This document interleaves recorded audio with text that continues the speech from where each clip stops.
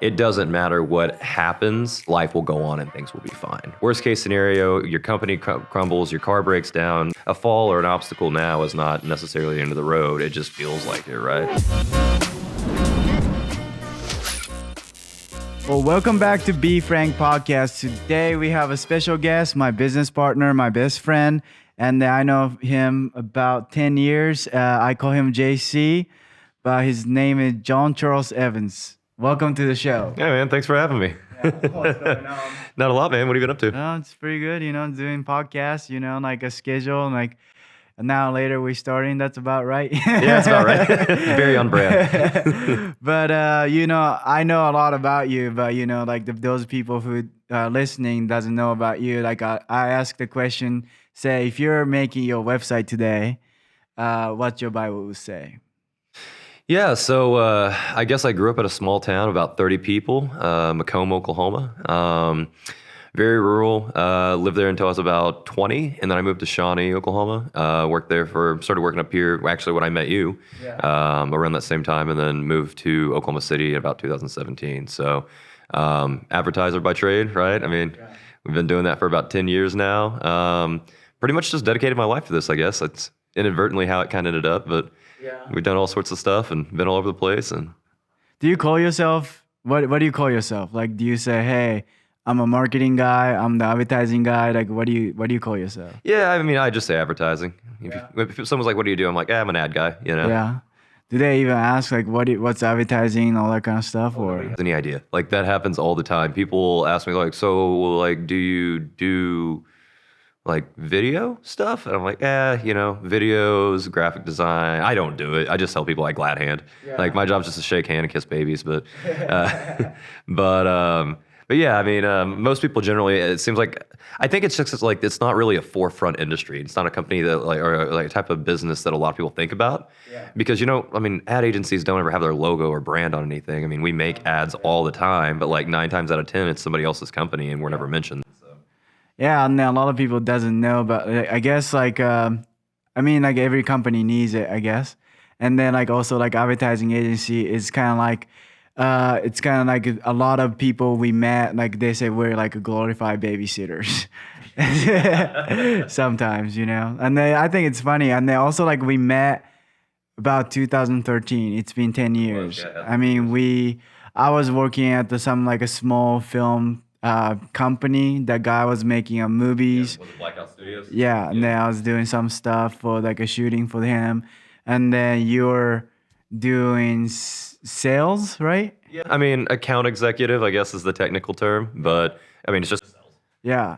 I mean, like I remember, like you were wearing suit back then all the time, right? Yeah, well, because I worked at Dillard's, right? Yeah. So I had to I started out on the dock slinging boxes for like $8.35 an hour or something like that, and I was always very talkative and social. So they got to the point where like, you would make good on the floor. We're gonna put you out there. And I was like, do I really have a say in this? And they're like, no. I'm like, okay, well, I guess I'll sell shoes then. So I did that for like 3 months, and then of course I worked in the men's department, and they require you to dress nice. So we always had to wear suits, which I think was just a clever way for them to force us to buy clothes from them. But Yeah. I mean, honestly, like I remember, like you work at the dealers, you talk a lot, and then like you had like hair. I think that you kind of like that, but like it was more like pointy or whatever. yeah, I wouldn't say that's my proudest haircut, but yeah, kind of the faux hawk sort of. But I remember like you showed me like whenever you were like a high school kid or whatever, and then like you are like playing, like doing like skates and skateboarding, and then you had like long hair and a punk rock band and all that kind of stuff. And I thought about, oh, I'm probably not gonna be friends with this guy. You say the same thing too, probably. When I first met you, didn't you have long hair still?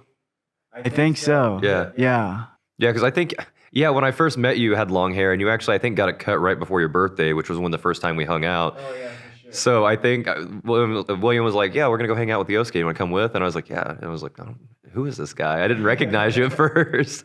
Oh yeah. But I think I only met you twice. Yeah, I remember that like whenever I had a military, because the military base, they had like some sort of like a PSA filming, and I guess they're looking for Asian. And then I applied for it, and then they got me a gig, and it was kind of like a good money back then because I was like broke, We were both broke back then. Yeah, no kidding. And then yeah, they said like hey, if you shave your face and if you like cut your hair to be like very very short, you have this gig. I'm like, damn, this is time to do it. So I mean, like I was kind of like proud of myself. Oh, I got paid cutting my hair, you know. Right. I mean, but like it was time because it was like shaggy and all that everywhere. I kind of wanted to have a buns and stuff, but you know, I guess it worked out in the end. Yeah, hey, and then you were fresh and trimmed for the 7-Eleven poster, right? Oh, yeah. Yeah, 7-Eleven poster. I mean, if everybody, you know, I think I'm still there, like ATM. Like if you go there, I think so. I think they switched some new younger agent like some point a couple years ago. I was doing that for 3 years. So, I mean, everybody else. Sometimes people come to me and say, "Hey, I don't mean to be racist, but are you on the like 7-Eleven poster?" I'm like, yeah, that's me. This time it checks out. Yeah, it's I mean kind of racist, but not racist, but whatever. But yeah, I mean like we can talk about a lot of things, but I think it's interesting to me. We were talking about the other day that you know sometimes people change, but sometimes people doesn't change, right? Right. Like, what's your thoughts on that? Yeah, I mean, so one of the things I think I said to you the other day was sort of, I mean, people are always changing, right? Like, I see you today and you look exactly as you did yesterday. So I think most people assume that people are the same and they never, you know, they just stay the same but you're always changing. You don't always necessarily change on the outside, you change on the inside. So, I mean, in reference to that particular conversation, I mean, I think change can be a subjective matter. We may look at it and say, "Oh, well, this person's changed," but like, what does that really mean? You know, Yeah. are we saying like, well, they've changed for the worse? Have they changed for the better? And then that's opinionated, right? Like, well, I think you've changed, but you're in a worse position or like a worse mindset than you were, say, 5 years ago. Yeah. Or like even when you and I met, like there are probably people out there that have said like, "Oh yeah, those guys changed." Yeah. But they don't mean it in a nice way. But when I look at you and like when we talk, it's like you've come a long way. So I mean, we both I think have come a long way from 10 years ago. I mean, like, yeah, I mean, even like we're wearing suit, right? And then like Right. I thought about like going to the meeting to like a clients, and then like we have to wear a suit, and then like we have to be presentable. We're young, so like we have to show like we know some stuff, right? And then now we don't. We wear something like this to go to meetings. T-shirts and tattoos. Yeah, but like, what? When is that change for you? Like, when you stop wearing suit?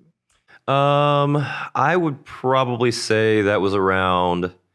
That's probably around. I was probably at 28. 28. Yeah, probably around 28, 29. Like I still have all my suits, Yeah. but I don't know. I think for me, it was very much what you were saying. Like Yeah. because we were young, it felt like we had to try harder to get people's respect. Yeah. You know. You think it worked? I mean, I think so. Yeah. You think if we walked in there in T-shirts and tattoos, anybody would have taken us seriously? Yeah, probably not. Yeah. So I think it was around that time that I started really thinking like, okay, like I've come a long ways. I'm a lot older. We have a track record, right? Like we have credibility now. So I don't have to like try so hard to present myself in a professional light. I just have to be an act professional. Yeah. I mean, that's like with the tattoos. For my entire youth, like when we were younger, I always made sure that I only had tattoos above like the sleeve line. Or try to keep it above like the elbow. That way I could wear shirts to cover that up because I didn't want to look like, unprofessional and I don't think people think that now. Yeah. But I think back then it was still very much alive. Yeah. So at this point I'm like, I'm 32. It's fine, right? Like I work in an industry where everybody looks like that anyway. So I'm not particularly stressed about it. I mean, like whenever you are working at the dealers, I mean, you had a lot of suits and a lot of shoes and all that kind of stuff, right? And then you quit that job, right? Right, yeah. To work for somebody else, right? So like to be a sales guy, I guess like what was the thought process? So this is I guess a little personal story. I had worked at Dillard's and I was one of their best salespeople. Like I was constantly crushing their sales numbers, and my grandma had passed away, and I took it pretty hard. And a couple of weeks, my performance dipped. I mean, dude, my heart wasn't in it. I'm not going into work like after somebody that I've loved and known my whole life, was just gone, vanished from the earth. And so my sales were dipping and I wasn't performing very well. my manager at the time pulled me in her office and basically tried to give me a talk. In a nutshell, said, "Leave your shit at the door and don't bring it in here." And that, I mean, talk about being offended. I was pretty bothered by that. Yeah. So I pretty much decided in that moment, I'm not going to work here anymore. I'm going to find any means necessary to get out. But it's like, dude, it's Shawnee. Like I had one of the best paying jobs in Shawnee at the time, unless I wanted to go work like at the steel factory or whatever down the street, like Wolverine, where they do like copper tubing and stuff. Yeah. So, and even that's not, I mean, it's hard work and it's late hours and it's, you know, it sucks. It's 120 degrees in the warehouse. So I first started a tie company because, I mean, I worked in the men's department, so I was around ties all the time, and I had like kind of this creative idea for a tie where when you tied it, the knot was a different color than the, you know, the blade of the tie. Yeah. Started doing that, hired Chris which is who we initially started working with when we started working together. Hired him to do some video content for the company, and that's when he kind of came to me and was like, "Hey, I know you do really good, you know, at sales, and I'm not very good at talking to people. So would you like to come work with me?" And I was like, "Absolutely. I hate this place." It was a startup, man. Like there was no money. I quit my job on August 1st. And dude, I had no money. I had no savings. I had a mortgage at this point. I had a car payment. I had people relying on me. I look back and that's probably the dumbest thing I've ever done in my entire life. I mean, it worked out, right? First month, I got a bar like a bar where we were just doing videos that completely replaced my income. And then like 2 months later is when I got the casino, which is where we started. I think that was the first shoot we worked on together. So, I mean, yeah, I don't know. The thought process, there wasn't really much of one other than like, I can't really stand working here. You know, I just wanted out, and I guess I've always been the kind of guy who was like, well, I want to be entrepreneurial because, you know, it gives me freedom, right? Like I have the freedom to do what I want. Really, I just have different bosses, you know, instead of having one boss and I have 20 and they call me at odd hours of the day asking me for random projects and things.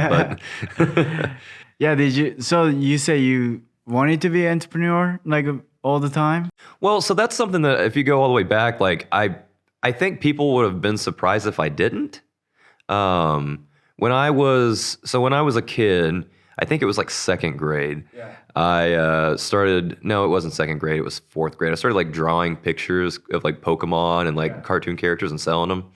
And I ended up kind of starting a bank in like fifth grade where I'd like collect people's spare change from their lunch and then pull it together and go buy a pizza. And my return was like my interest was a slice of pizza. And then that kind of evolved into I started selling lunch. So at first it was just like I'd bring my lunchbox and sell a couple of things. And it eventually evolved into I had a big green army bag with like locks on it. And I would bring a bunch of food, bunch of candy, bunch of soda. And I would probably on average make like $40 a day. And we're talking like sixth grade. I'd make about $40 a day. And by the end of the week, I'm at, you know, 120, 150 bucks. Did like 13, 12 at this point, right? So I don't have bills. So I just buy video games. I'd reinvest like $40 into buying more. And I would just keep that cycle going. And I did that until I think eighth grade. They basically told me like no soliciting during school hours. So the Mr. Howard required me to basically stop. And then, so everybody always said like, you know, you're very entrepreneurial, like you have that kind of mindset, like you'll probably go, I don't like the reference necessarily, but people used to say like, oh, if he's not the next Donald Trump, I don't know, you know, what he's going to be. So. Yeah, I mean, then like you went to the Thai company and then started working with that other guy. And then like, but you were working for them, right? Like the Thai company was yours? The Thai company was mine, yeah. Oh yeah, like 50% or something? Yeah, it was 50%. Yeah, I had a partner named Jamel, and I kind of designed what colors we wanted. I coordinated to like sports colors because I figured that was like an easy thing. So I had like a Lakers and an OU and an OSU tie, and then like a couple of basic ones, you know, like black and red, you know, white and black. So we sourced them out of Japan, or not Japan, no, it was China actually. We sourced them out of China, had them shipped in. And I still probably have like 300 ties sitting at my house that we just never got around to selling. You ever gonna sell it? You know, I've thought about it a lot, but I guess I just haven't invested the time in doing it. I guess, I mean, like we can put it on the Frank website, say the tie, I mean, shop. I mean, we don't never wear it, the tie in this office, but I think it'd be funny. I mean, if we have like a following or something like that, maybe we can sell it. Maybe, Yeah. I mean, you have like you know how to like you can make a YouTube video about like how to tie. Like, you can do crazy things, right? Well, yeah, that was the thing. So when you tied it, you the way that tie would be tied was with the tail instead of the actual standard neck. Right. So when you would tie it, you could do like an Eldridge tie, like an Eldridge knot or like a Trinity knot, which looked sort of like a swirl, like a three-bladed swirl. The Eldridge is like an overlapping, and I'd sorted out, I don't know, something like 10 to 15 knots that I planned on doing instructional videos that I'd put on the website to encourage people to like wear it fancy. Yeah. I mean, like honestly, like then like we're working with the guy and then doing the video production together, Right. and then you're you got like kind of like let go, right? Then then like you kind of like parted ways, and then I stayed. And you asked me to like, hey, come with. I'm like, no. I'm like, I'm just like, well, I got a thing going on. I'm gonna do that. Well, he offered you my 10% too. So Yeah. So like, I was like, well, I'm gonna stay, and then like just like then like we after that like I'm wanted to part ways too from him, and then after a while I'm like, well, yeah, what's JC's doing? And we met at the Gladio, and then I say, hey, let's meet, you know? That was such a chance event too. Like if there's ever a destiny thing, like that was it. That was the moment because I had not intended on going to that event. It wasn't anything I knew about. A guy that I knew named Dario Alvarado, who used to be the marketing director at Buy for Less, just happened to out of the blue call me just randomly, like, hey, what are you doing tonight? And I'm like, and dude, he never called me. Like we didn't hang out like that. We'd mostly like sit down, maybe talk business, go for drinks once or twice. Yeah. And yeah, he just called me out of the blue and said, hey, you want to go to an event tonight? It's at Gladia. And I was like, yeah, sure. And I was like, I don't know, I really want to go. You know, I was like wishy-washy about it, but I went ahead and stuck with it. Yeah. And yeah, you and I just happened to run into each other just by pure chance. Yeah, you were wearing a suit. I was wearing a suit. I think you were too, though. So yeah, I think so. Yeah, I think like Gladia. it's a Gladia, and then like and then I mean I didn't want to go neither. I'm like, well, maybe Gladia, it's cool. I guess I'll go, you know. Right. And then honestly, after that, I mean, we start working together. I mean, that's why I just say to the people that, you know, that's not the only reason why, but a big part of it is like, you know, you're the only person I trust. Right. Because like for me, it's kind of like, well, you're like, come with me. I didn't go, you know? And then like, I'll stay. That's okay, you know, kind of like good luck, you know, like do what you got to do. And then like we reconnect, and then like it just kind of like, I wouldn't done what you done for me, you know? And then I always had that respect, and I always like thought about, man, you know, if I would trust somebody, that'll be that, you know? My therapist told me like sometimes I have a trust issue and all that kind of stuff. And then like, yeah, I mean, like, but if I have a trust, you know, that'll be you know? Right. Well, and that's the thing too, is like trust is hard. I mean, I probably trust like 2 people, 3 people on the planet. Like really trust them. Not that I don't trust people, but like people that I like to the degree you're referring to. Like, it's hard to build trust, man, and it's easily broken, you know? Yeah. And then like we start working together, and then we're like officing out of some people's place, and then we're just kind of doing like the freelancing stuff. And I remember that day, like we're like sitting outside, maybe drinking beer, maybe I was drinking Stella back then, you know. And then like we're like, well, we're making good money, and then we can do better job than other agencies. Why don't we just put the salary together, actually make a company, you know? And then that's when we created GenM, right? Yeah. And so GenM was actually a fun spin on, I think, trying to make what we considered a weakness at the time and make it a strength because we were young. I mean, we mentioned that earlier, right? And like trying to gain that respect from people. So part of the sales pitch with that was like, yeah, you know, if you want to market to, you know, baby boomers or Gen Xers, go pick up any marketing book that's been written in the last 20 years, flip to page 42 and follow the instructions. But if you want to reach millennials, who better to do that than millennials? Hi, I'm John with GenM. Yeah, they had an issue with like, reaching out to millennials and all that kind of stuff. Yeah, I remember like that actually worked at the, I think, credit union. Oh yeah. I think that was a wild ride. Yeah. I can't believe we got that account. Yeah, I mean, like I remember that, like, you know, you're always like, you know, salesperson. You'd always talk the most, you know, in the sales, and then like I kind of like close it. Like when we go to, the meeting. Right.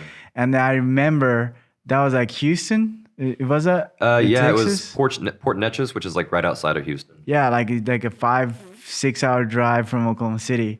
And then I remember we're getting ready, and then we had a meeting with that client the next day. We're driving at night. I think we're driving my car, or I don't I think we remember. were in the truck. Yeah, we're driving, and then We were in the truck. yeah, you were working on the computer to get the pitch together for like 5 hours long, and then like it was pitch dark outside, and then hey bro, you gotta do this, and then like I'm like, well, I'm gonna go fucking sleep so like I can get up early and then I can go print it out.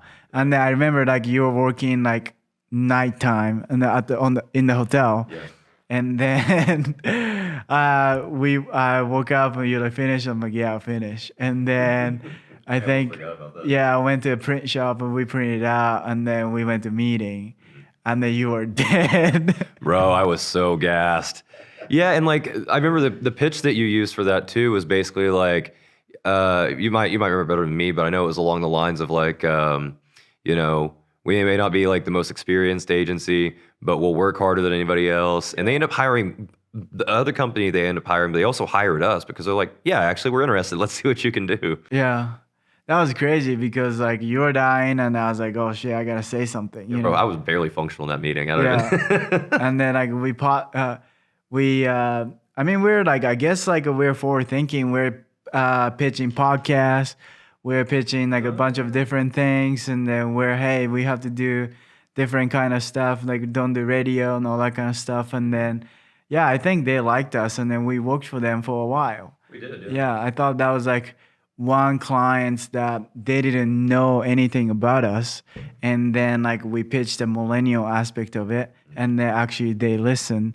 And then I thought that moment, like when we got it, I felt like we had some sort of career, because like we had like a car dealership and all that kind of stuff to do the video, but we didn't have like a bunch of like actual, I don't know, like a company outside of state. And then like kind of old man with the glasses with the suit on, and then like they took it seriously, and then they're gonna pay us good amount of money. And then like, I don't know, that was kind of a turning point for me to be like, well, I'm actually like gonna do this, Yeah. Like when was it for you like this is like a real?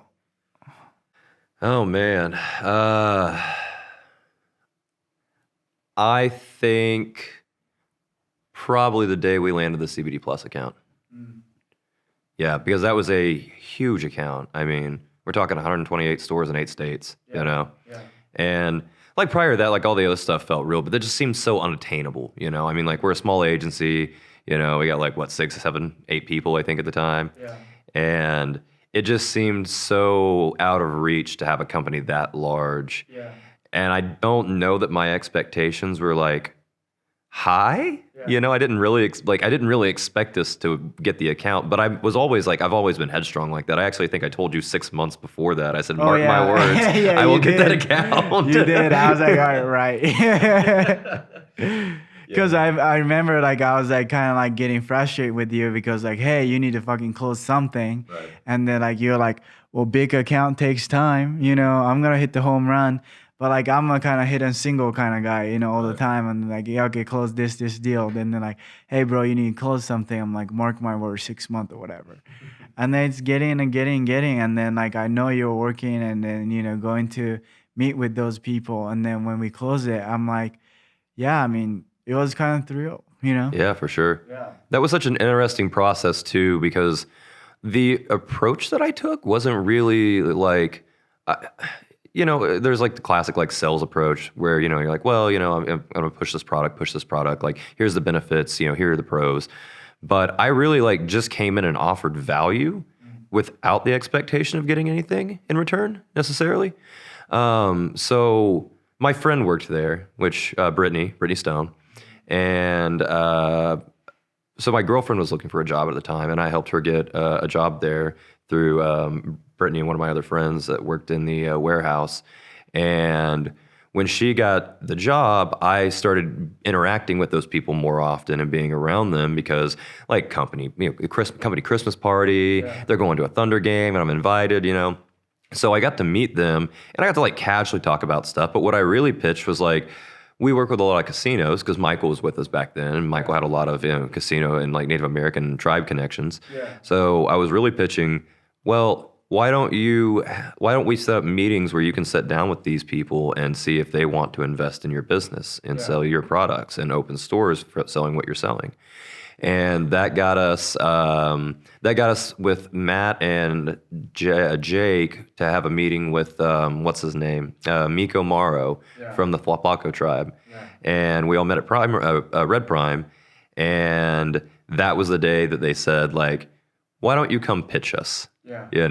So like, wow, these guys have a lot of value. Like, why aren't we working with them? If they can just do this and they barely even know us, why not actually have them on our team? Yeah, I mean.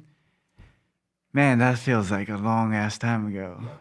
But honestly, like, here's what I'm like curious. It's like, you say you have a philosophy you always told me, say, because I'm get anxious or whatever, you're like, nothing really matters. Right. Yeah. And then also like, another thing is like, whenever we start a business, we're just talking about, C300. It's like, when we bought it, that was like super cool things, right? Like cinema camera. Remember, like we went to like Half Deal with James and stuff. Yeah. And then we put the money together, and then we bought it. We started staying. We bought him out, all that kind of stuff. And then like, having an employee at the time, like we're gun shy about like hiring one person, right? And then went to hiring 5 people, and then hiring like 17, 18 people, and then scaling back. And now like it's kind of like when we're hiring, like we have stuff together. But at the same time, it's kind of like people come and go, but also client come and go. But also like clients' caliber, it seems like always not getting better, like financially, but also the quality wise getting better. Right. So like, I'm just like, what do you think about like, it's like, how isn't that funny to you? Like, it's like people come and go, but it's always like things are evolving to bigger and better, but also like feels like we're putting same amount of the effort or same amount of problem, same amount of headache. Right. But it's kind of living the same moment, but like the dealing with the problem is different. Does that make sense to you?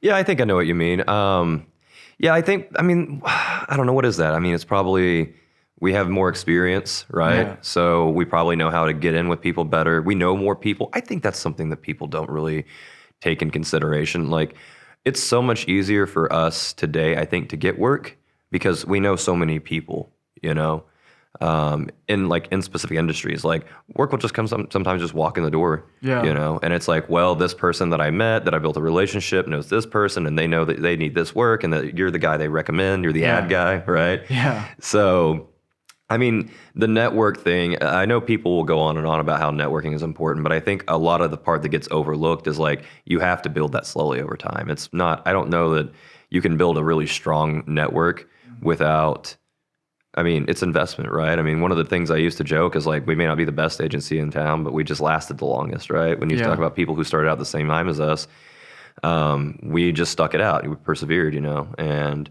I think at the end of the day, you touched on the, my phrase, my saying, nothing really matters, Yeah. That always gets, I think, really, people don't really, like, I have a specific context, but I think a lot of people perceive it at very surface level context.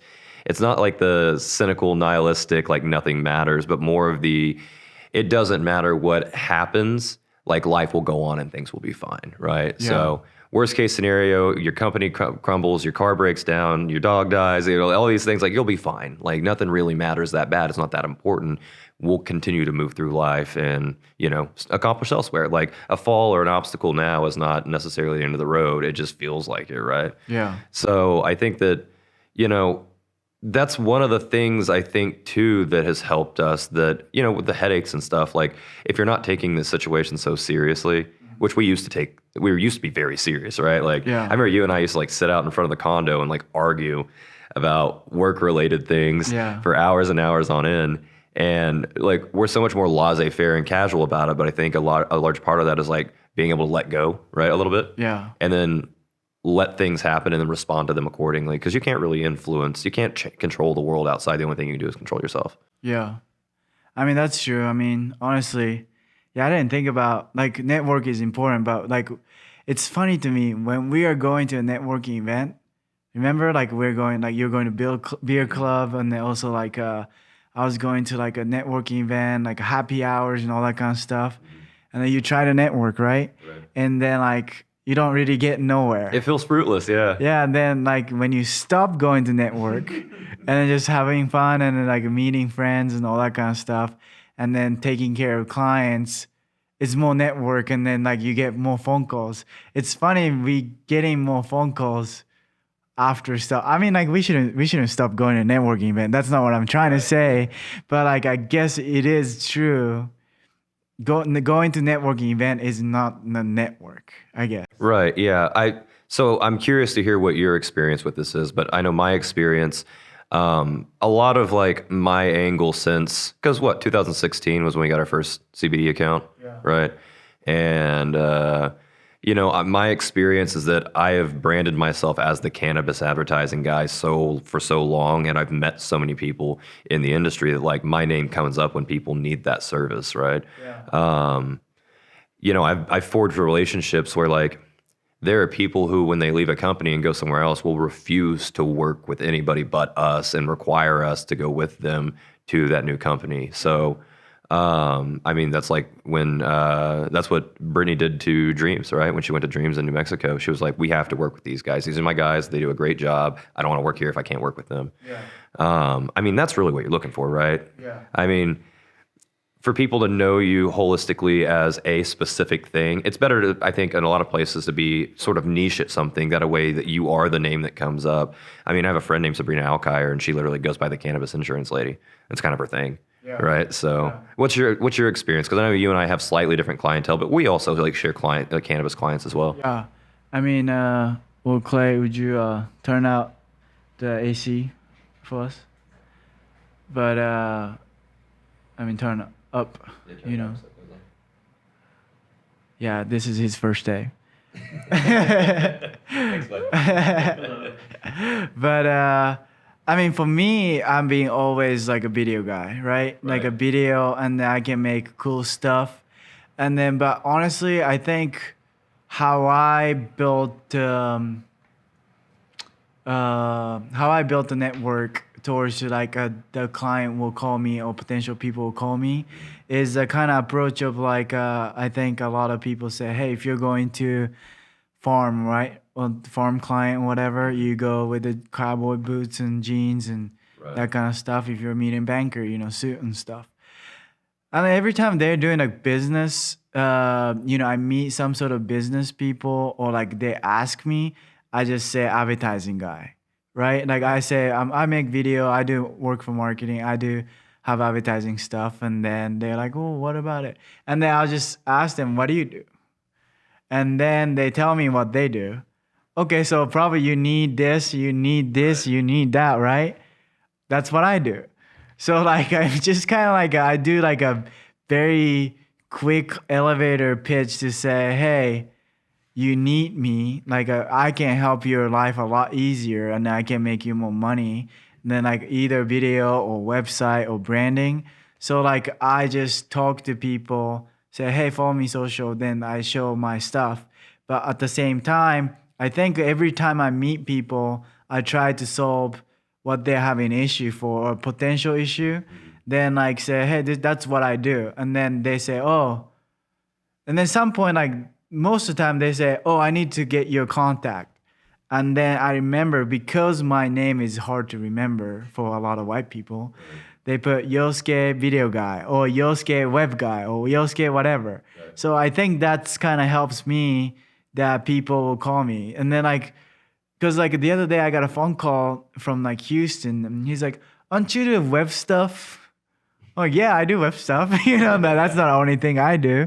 but he remembered me, so he calls me. And then another person actually called me, say, do you live in Oklahoma? I'm like, yes. And then like, do you do web stuff? I'm like, yes. And then so I need that stuff. And then I thought she was from Oklahoma. She's like from Houston. Oh, I heard about you and I met you before. I don't remember, but like I think that's a kind of the way I built the network. It's kind of like just telling them, say, hey, maybe potentially we can help each other. And then like maybe I have a skill set, and then sometime I show video or I send it to them video what I'm proud of or whatever. And then I mean that's the kind of things I think I did. Sure. Yeah, I want to touch on something you just said back there. So you were saying like how people will put your name down as like Yosuke web guy. Yeah. So have you ever thought about like the way that's essentially in a roundabout way how like surnames, last names came to be in the first place? Huh. So if you think about it, like what is a lot of like like common last names like Carpenter, right? Yeah. Smith, right? Yeah. A lot of those are derivative from Oh yeah. blacksmith, carpenter. Like it was just this guy who does this thing. So like, oh, that's Yosuke Taylor, right? Because he's the one that works on my shoes or Yeah. fixes my clothes. Yeah. So we've got to come full circle because we've started doing that. I wonder if in 100 years, 300 years, we're gonna have people whose last names are legitimately web guy. Yeah. That is very true. That is very true. I mean, like honestly, like we see. I think we talked about this before. Like a dentist or something, they have like Jason White or something. Oh yeah, And then like a bourbon, like a CEO is like a name is like a bourbon or something. it's a Tito beverage. Yeah. Of course, you will make some vodka. Yeah. I mean, it's crazy to me. There's a lot of things. I mean, like we've been working together 10 years is making me kind of like that's wow, right? Right. Like I don't know, like how many people like I seen like because there's a period of time we didn't see each other too much, Right. but like pretty much I see you probably last 10 years if I think about it, probably you're the most person I saw Yes. span of 10 years. And then it's kind of like why do you think we gotta stick together? God, man. I mean, you think about how many people just stay at a job for 10 years. Yeah. Much less the headaches of running a company and then Try to kill each other. try to kill each other exactly. But what do you think? Like I mean honestly for me it's kind of like for me like what I said it's like I don't trust nobody else. So like it was kind of no brainer. And then but of course like we had the moment of like hey I'm gonna fucking leave, and then you're like I'm gonna leave, that kind of stuff too. But end of the day like yeah, like I don't know, there's a point I think, I guess hard talks and hard times, and then we never fist fight each other. Not yet. But yeah, I guess like we had a lot of work through to get through. Yeah, I mean, like I think that's probably key, right? Like we've always managed to work things out, and whether it's a person like a significant other or a work relationship or a platonic relationship with one of your friends, like a close friend. I think a lot of that, like working through the hard shit always like makes you stronger. Like it always builds a stronger relationship. Yeah. And I think that, and I mean, that's some stuff that like in therapy that me and, Derek have talked about in the past. Yeah. I think that because you and I have always worked through things together, I think it helps, it's lended itself to the trust element, that I can count on this guy. I mean, like, we've gone through some crazy shit before, and hauling fucking trailers and frozen ice and sleet, snow, and yeah, it's like you and I have always kind of had this element where it's like I got your back, whatever you say, we got it, And I think that I think a lot of that probably comes down to, I mean, yeah, proximity put us in, or not proximity, but like, work put us in close proximity to one another. And we had like shared goals. But at the end, I think it becomes way more than that because you end up really, I think, building a really stronger bond as, like we have as friends over the years. Yeah. I mean, honestly, like when we start working together and then like I see so much your growth and all that kind of stuff. But I think the biggest growth I've seen is like when before when we started, like you're the guy knew a lot of stuff, and then you're just talking about it, and then like you almost wanted to showcase that you know a lot of stuff. Right. And then as far as like a leadership goes, and then you're like, okay, I know more stuff, and then like, you should like respect me kind of vibe, right? And then like kind of it's shifted maybe couple years ago maybe, and then like I see like it's kind of changed, it's kind of like, okay, now like you have like true knowledge, not even maybe you're saying the same thing, the way you say things, and then like, okay, like you're the like CEO, and then like getting like, hey, this is a leadership, and then the way you talking to employees and team members and all that kind of stuff, it's like kind of shifted to be more, I guess, chill, but also like that. So I don't know what changed, but I mean, like we kind of like worked flip flop, like working stuff. Like I'm trying to be nice, and then you try to not be nice, Right. whatever. But like, did you, like, is that something you worked on consciously? Yeah, what I think it is I taught myself how to be okay with not knowing, like I feel like a large part of that was overcompensating, right? Like this sort of need to like, it's not validation, but it's like, I felt, I guess, fairly insecure in my role, right? Just in general, like, do these people really respect me? Do I really have, credibility?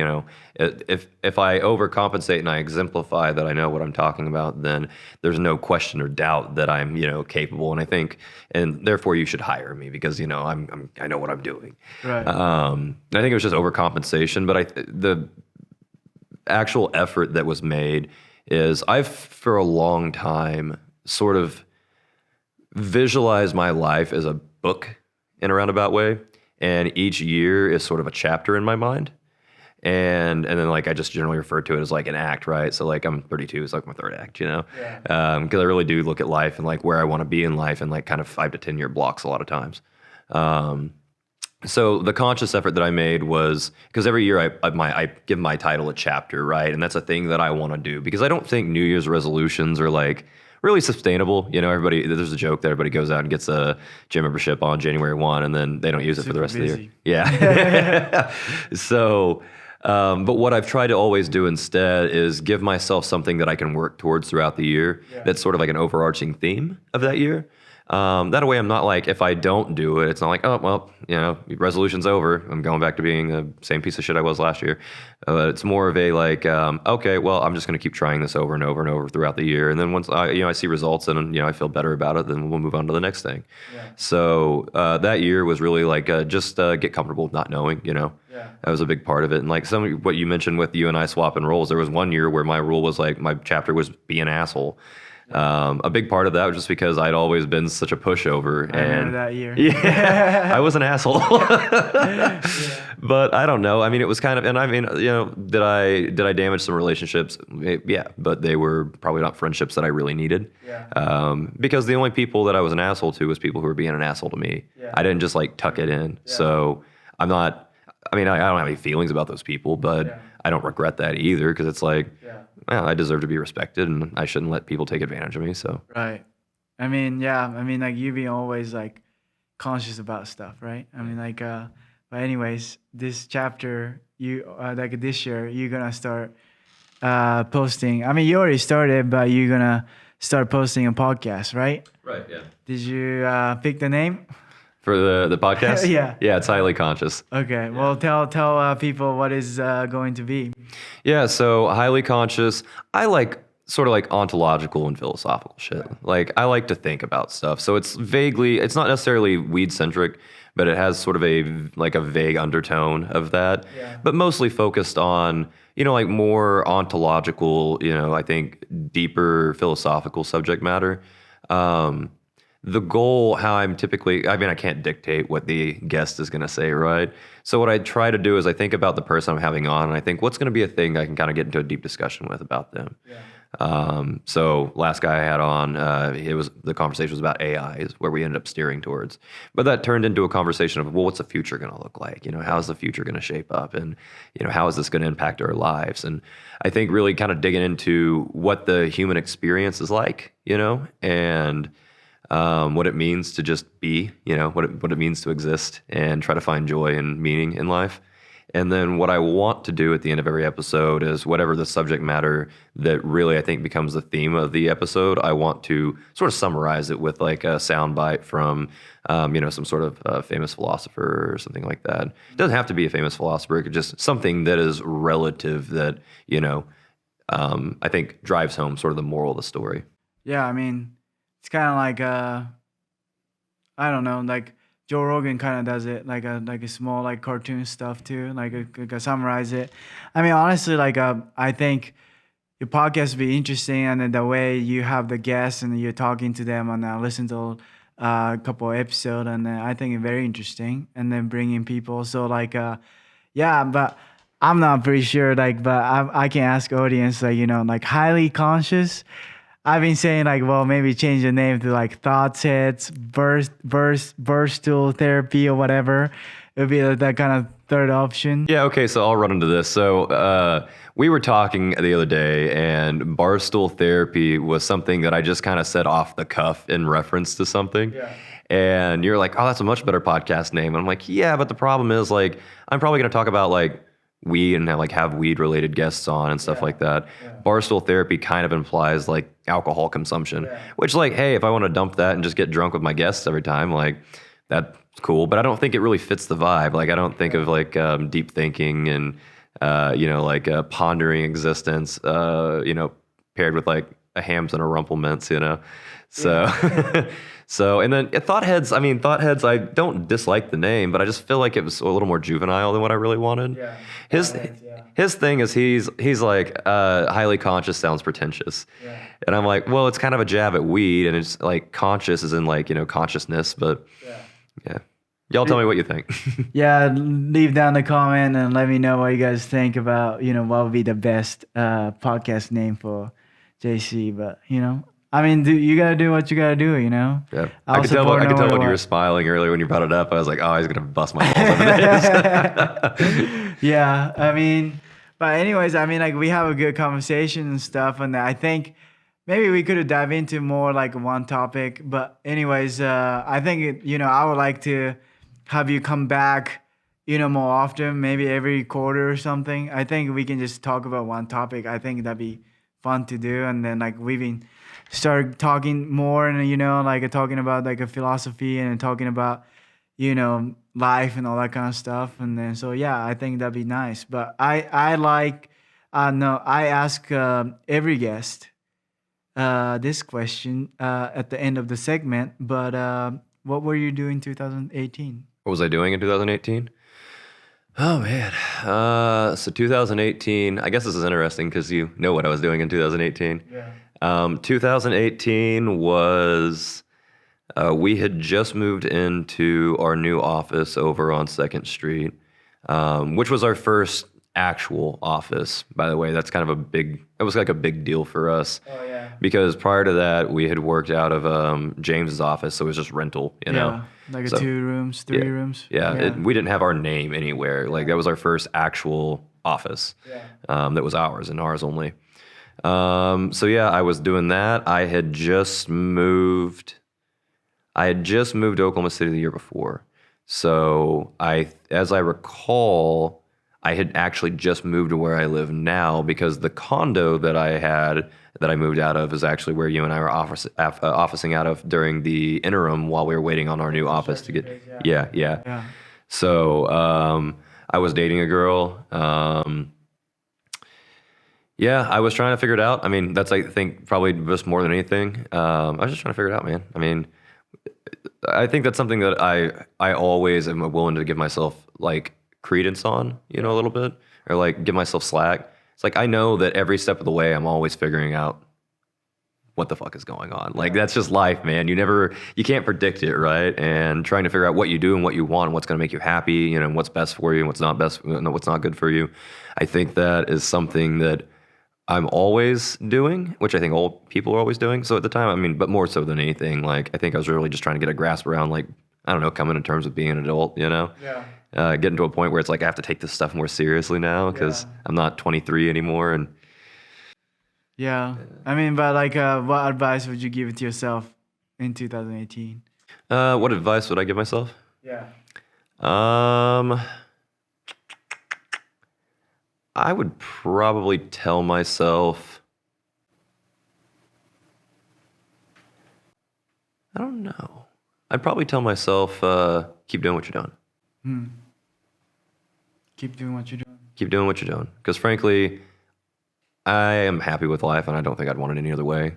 So if I was going to give myself, you know, a nod and a slap on the back, I'd probably tell myself, just keep doing what you're doing.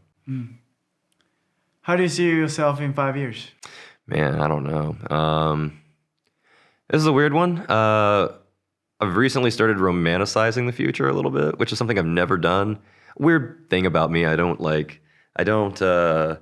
never had idols, Yeah.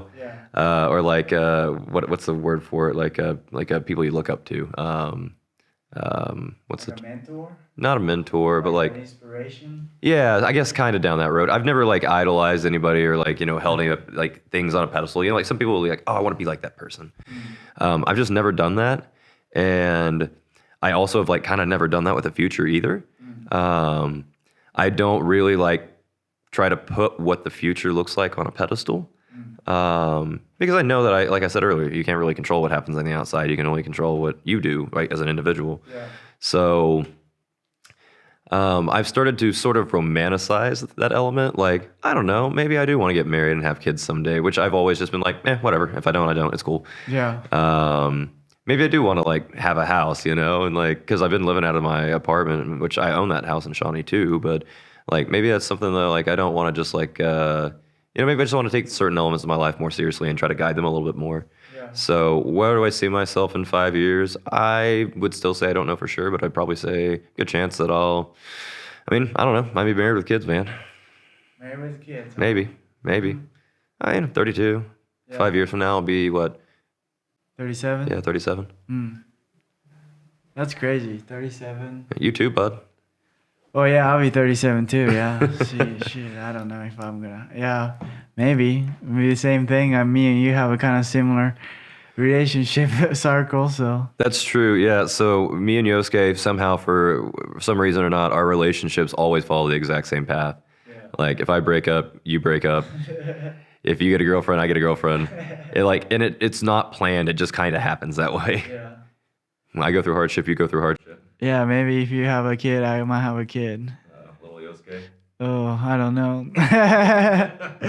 Maybe that might be fun, You never know. And then like I'm just kind of like whatever happens, happens, right? Like whatever will be, will be. And then it's kind of it is what it is. And then it's not like saying that to the kid, but hopefully like like I guess like it's kind of interesting like this kind of video live forever. Yeah. And then I think throughout all the years of me and you talking in a patio or even like drinking beer, and then long drive listening to some of your punk rock like music, going Colorado, going to Vegas trip, all that kind of stuff. Sometimes, no regrets, and I had those conversations, and then you always listened to me, made me better, and then like sometime I wish we recorded it. Yeah, me too. Then like maybe we talk about like, do you remember we had that talk and all that kind of stuff, and then yeah, I do remember that, but so like this podcast, and then like I would like to do more often, and then we talk about not like we talked about journey. I think that's cool for our employee to listen to it, or maybe like people who doesn't know about you and all that kind of stuff. This was kind of audience related, but like when you come back, I just want to kind of talk about life, and then I want to kind of talk about what's going on in our lives a little bit, and then maybe record it and then document it, and then like it's kind of for the purpose of our purpose of like maybe listen back, and then we'll do that for next 5 years. And then I can imagine that 5 years ago was like we just got the office of the new office, and then seems like decades ago. Yeah. And we come so far along. Then yeah, I'm proud, and I'm proud of you, and then like I'm proud of myself, and then I'm proud of what we have done, and then I guess a lot of our team member doing stuff. I don't know, interesting. Yeah, man. I mean, you've been invaluable to my growth over the years. I mean, you've always, when I needed to be pushed, you would always push me, If I needed you, you were usually there for me. Um, I think that I would probably be a very different person if you and I hadn't ended up working together. Yeah, for sure. I mean, I can guarantee that I am. You have very big impact on me. If I'm, yeah. I mean, last a couple months even. I don't know, like what I've been doing, like right now. If I'm, didn't talk to you, So I mean, yeah. Hopefully, I guess cheers to 5 more years. Cheers to 5 more years. And then, yeah. I mean, thanks for coming. And then I guess we'll put everything. If hopefully this episode comes out, your episode's out. If not, I'll just put it later down the line. Say go to JC's podcast, follow him, and then we have a company together, frankyou.com, FRANKYOU.com, and GenM Creative, and then potentially we might have some other company. We may. We'll see how that unfolds. Yeah, and then that happened this morning on the conversation, and yeah, I mean, thank you guys for listening, and then if you guys have a lot to talk about and then the questions about business and all the kinds of stuff, yeah, feel free to comment down below. And then if you're listening to a podcast platform, Spotify or iTunes, if you hit the 5-star review, that will help me to spread the word, and then spread to more eyeballs and more ears to spread these kind of episodes, and they help me and they help other people might need to hear these kind of stuff. Maybe there's a business partners going through some shit right now, and then maybe if they hear this conversation at the end or something like that, then maybe they stuck together and they see the 5 years. You never know. So I appreciate you guys' help, and then thank you guys for watching till end, and I'll see you guys next Friday. Peace.